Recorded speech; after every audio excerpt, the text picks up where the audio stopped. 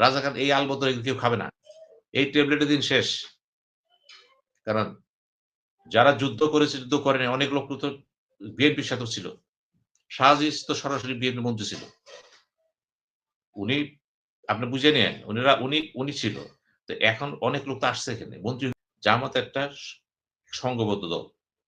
এই দলটা যারা করে তাদের একটা চারিত্রিক গুণাবলী আছে কিন্তু। সততা, দক্ষতা, নিয়মাবর্তিতা, আদর্শ আছে রয়ে গেছে। এই গুণগুলো যদি আজকে বিএনপিতে থাকতো, আওয়ামী লীগে থাকতো, জাতীয় পার্টিতে থাকতো, ইন জেনারেল বলছি আমি। এই গুণগুলি কিন্তু সব দলে থাকা উচিত। কিন্তু সেভাবে নাই কিন্তু। যে দলগুলো জামাত কিন্তু চাঁদাবাজি করে নাই খেয়াল করবেন। দল তো শত্রু না। শত্রু হতে পারে ন্যাশনাল ইন্টারেস্ট নিয়ে তো থাকবে। ন্যাশনাল ইন্টারেস্ট কিন্তু সবসময় কিন্তু এক। ওইটার স্বার্থে যে থাকবে সে জাতীয়তাবাদী। জামাত থাক, বিএনপি থাক আর যেই থাক না কেন, সেই জাতীয়তাবাদী। এখন ভারতের সাথে গোপনে আলোচনা হইছে। তাকে বলছে গোপন রাখেন। এটাতে কোনো অপরাধ নাই। এটা কূটনৈতিকভাবে হইতে পারে এটা। তিনি প্রকাশ করলেন যে আমার সাথে দেখা হয়েছে। উনি কেন প্রকাশ করলেন? উনি কখন প্রকাশ করলেন? উনি যখন দেখলেন ভারতের সাথে বিএনপির সম্পর্কটা বেশ গভীরের দিকে যাচ্ছে। উনি তখন নিজেকে সেভ করলেন যে আমার সাথে কথা হয়েছিল, গোপন রাখতে বলেছিল। এখন আপনি বলেন তাকে, আপনার সাথে কি কথা হয়েছিল? প্রকাশ করেন।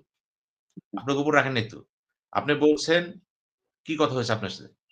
আর আপনার বক্তব্য তো জিএম কাদের মতন হয়ে গেল। ভারত থেকে এসে বলল, আমি কিছু বলতে পারবো, ভারত না বললে বলব না। তো এখন আপনাকেই প্রমাণ করতে হবে তার সাথে কি কথা হয়েছে। আপনি কেন লন্ডনে যেয়ে দেখা করলেন তার সাথে? জয়শঙ্কর তো ভারত থেকে এখানে আসছে। কথা বলছে আইসা। এবং ওইটা তো একটা না, প্রোটোকল নিয়ে আসছে জামাত সে। আমিরের সঙ্গে বৈঠকটা আপনি মেবি যে লন্ডনে হয়। ওনার সার্জারি যখন হয়েছে তখন মেবি বৈঠকটা হয়েছে ২ জন কূটনৈতিকের সাথে।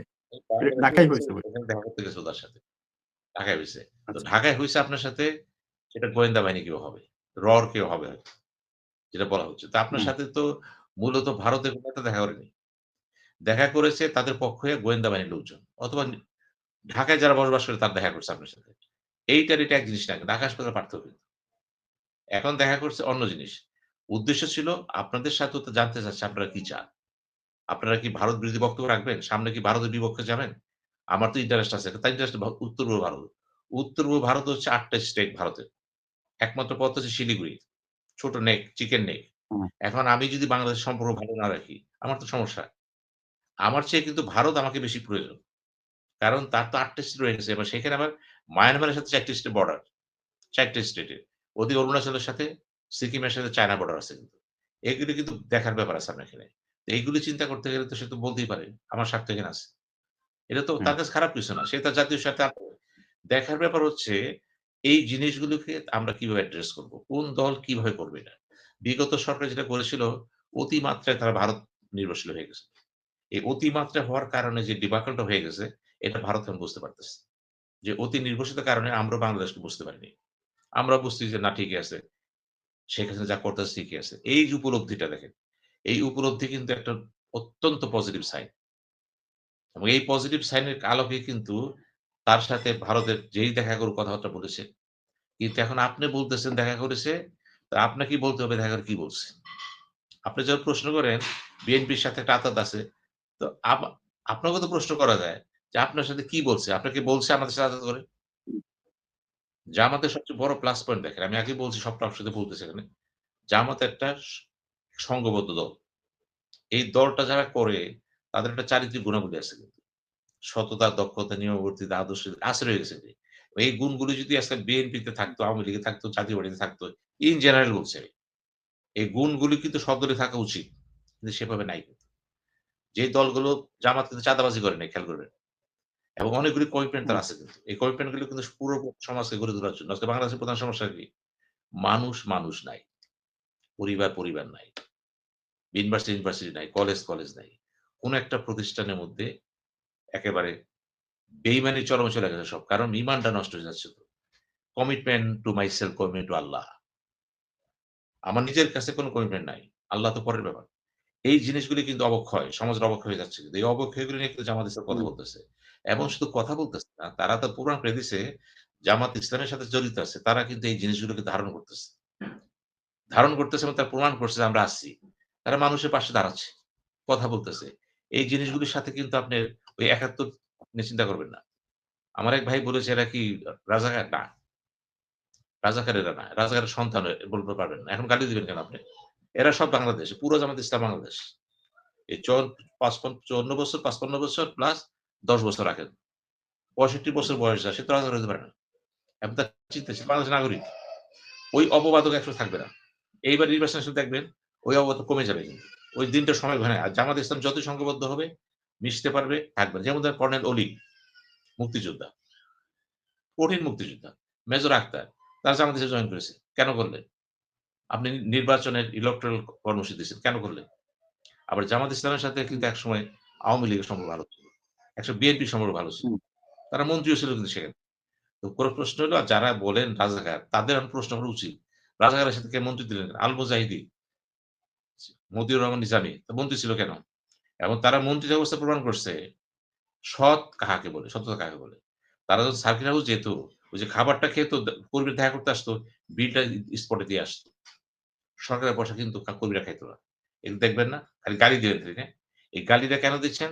এইজন্য দিচ্ছেন আপনি হালকা হয়ে গেছেন তো। আপনি মানুষ আমি তো আগেই বলছি জামাত ইসলাম কিন্তু মানুষ তৈরির চেষ্টা করতেছেন। আদর্শ মানুষ, আদর্শ ব্যক্তি, আদর্শ পরিবার। ওই সমাজটা সুন্দর সমাজ।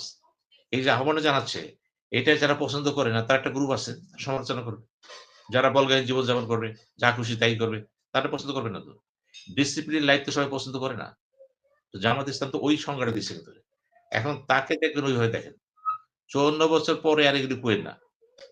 রাজাকার এই আলবদর এগুলো কেউ খাবে না। এই ট্যাবলেটের দিন শেষ।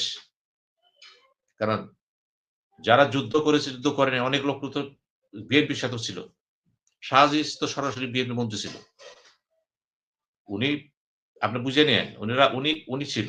তো এখন অনেক লোক তো আসছে এখানে। মন্ত্রী হইছে, মিনিস্টার হইছে, এমপি হইছে, ছিল। জাতীয় পার্টির সাথে ছিল। সবচেয়ে বড় কথা জামাত ইসলামের আমিরের সাথে শেখ হাসিনার সম্পর্ক করে পাঠিয়েছে গোলাম আজম। হুম, তো এখন কেন গালি দিলেন? এখন যারা গালি দেয় বুঝতে হবে রাজনীতি বোঝে না। এরা হলো হালকা লোক। একেবারে হালকা। দিয়েন না। আপনি চেষ্টা করেন জামাতকে গালিটা না দেয়া। কেন জামাতের জনপ্রিয়তা বেড়ে যাচ্ছে? মানুষ কেন ঝুঁকে পড়ছে? ওদিকে তাকান। তার আহ্বানটা কি? তার কর্মসূচিটা কি? ওদিকে তাকান। তবে দেখবেন এই গালিগুলি থাকবে না। বিশেষত ১০ তারিখের পরে দেখবেন একসময় ছিল ভারতের পক্ষে বিপক্ষে শক্তি নির্বাচনে। জামাত বিপক্ষ, বিএনপির পক্ষে। এই তো বলা যাবে না। এবার কিন্তু সে ততটা হবে না কিন্তু। এটাও একটা গুণাবলী, একটা গুণ অর্জন করছে রাষ্ট্রে কিন্তু। আমরা কথায়, কথায় যোগ বাঁধলে উনি ভারতপন্থী। এবার কিন্তু ১০ তারিখের পরে দেখবেন নমিনেশন সাবমিট সব পুরো চূড়ান্ত হয়ে যাবে। যখন নির্বাচনে নেমে যাবেন, বক্তৃতায় অনেকটা দেখবেন সীমিত হয়ে গেছে। আগের থেকে অন্তত 60-70% কমে যাবে গালিগালাজটা। এটা গুণগত দিক। আর শফিকুর রহমান যে কাজটা করেছেন, কথা বলেছেন যে আমরা আরো হুম, আলাপ করব আপনার সাথে। উনি এটা ইঙ্গিত করেছেন যে কিভাবে সরকারের সহযোগিতা করা যায়। আপনার জাতীয় সরকার কিভাবে গঠন করবেন, এইভাবে আলাপ করবেন। হুম, এবং তার আগে নিজেই বলেছেন, আমি নির্বাচনের পরে একটা জাতীয় সরকার গঠন করব। এবং কাকে নিয়ে গঠন করবে, এমবিটা কি হবে, এই সমস্ত বিষয়ে আলোচনা হবে। অর্থাৎ উদ্দেশ্য একটাই, আমরা দেশটাকে আর অযথা নাজেহাল করব না। আমরা নাজেহাল করে আসলে বিদেশি সুযোগ পায়। আজকে ভারত সুযোগ পাইছে কেন? আমাদের জন্য পাইছে। আমরা একে অপরকে গালি দেই। অনৈক্য সৃষ্টি করছি। আমাদের ফরেন পলিসিটা কি হবে? এই ব্যাপারে তো মূলত কোন দলের সাথে পার্থক্য করা উচিত না। আজকে বিএনপি বলেন, জামাত ইসলাম বলেন, অন্য দল। পররাষ্ট্রনীতিতে একটা বৈশিষ্ট্য আছে তো। একটা ঐক্যমত্য আছে তো। যেহেতু আমরা জুলাই সনদটা কিন্তু ইতিমধ্যেই কিন্তু আমরা গণভোটে দিয়ে দিছি। এটা পাস হয়ে যাবে। হুম।